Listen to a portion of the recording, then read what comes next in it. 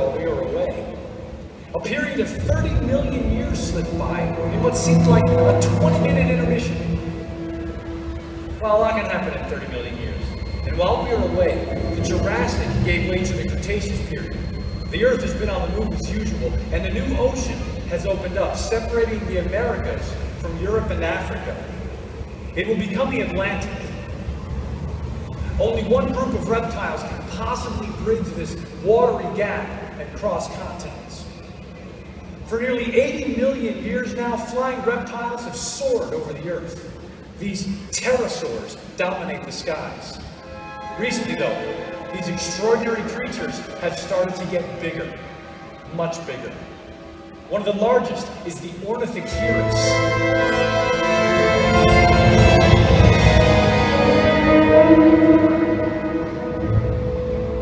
His body is not much bigger than ours, but with a wingspan 40 feet wide. And look, he's covered in fine fur like a bat.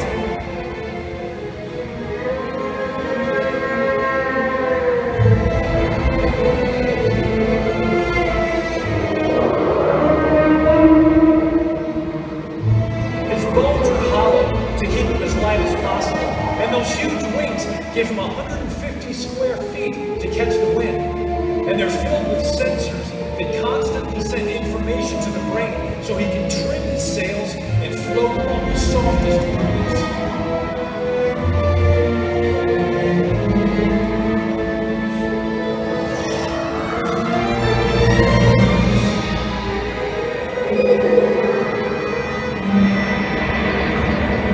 Watch how he glides, riding the air.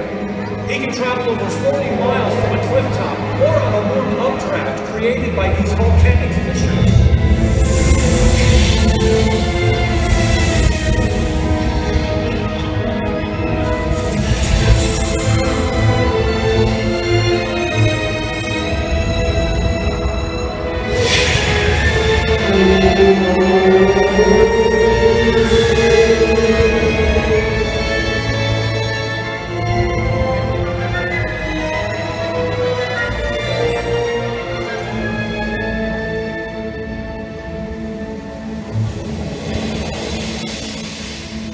Ornithocheirus is a constant wanderer.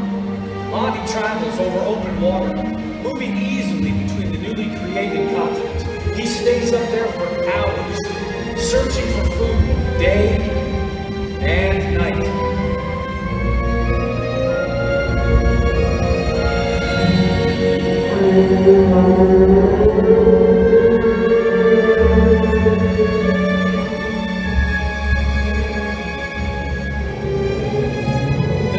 Out here for him to stop and refuel, so he simply feeds on fish along the way. Flying just above the water, he skewers his prey with his sharp teeth and that long beak.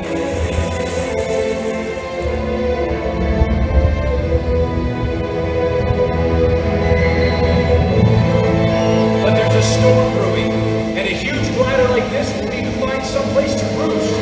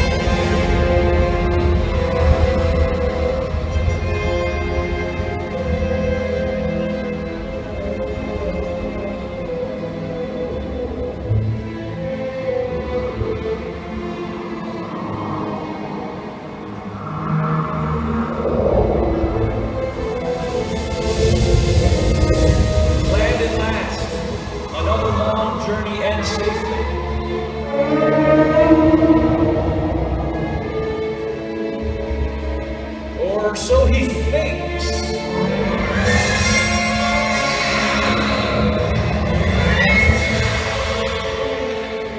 He may be master of the air, but he is vulnerable on land.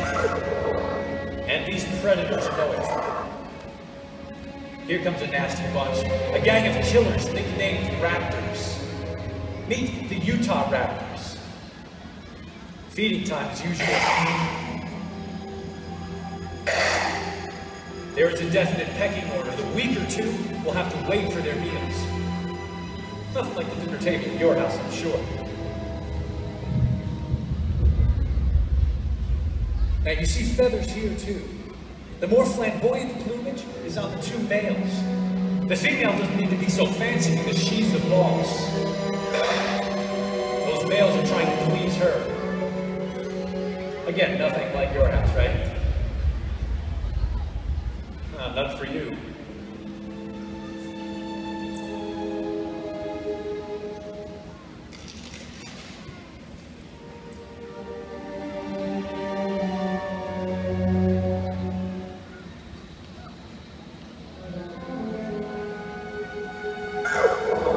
Do you hear those sounds they make?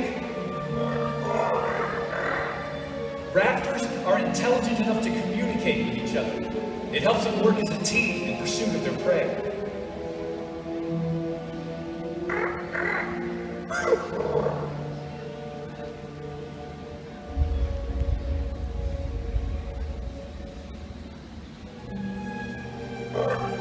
Those sleek, muscled bodies are held in perfect balance by their tails. The tail constantly adjusts as the raptor slinks forward. Graceful, but deadly. You wouldn't want to run into one of these guys in a dark alley. Now look at their arms, the way they tuck them away at their sides. The way they fold at the wrist, the way they're held. Does that remind you of anything? Nope! Hold that thought. We'll get back to it.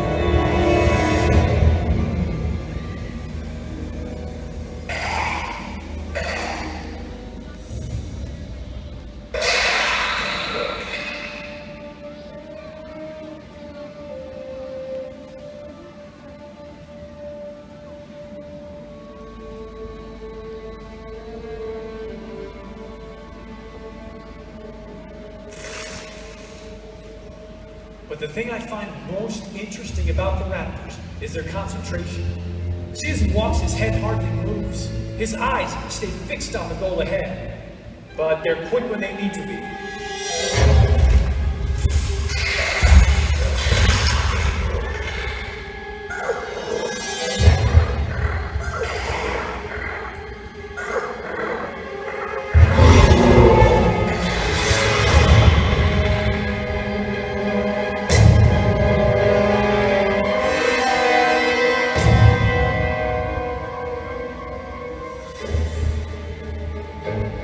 He's pretty small for a dinosaur. We tend to think that a bigger brain makes a creature smarter, but for the raptor, it's quality, not quantity that counts.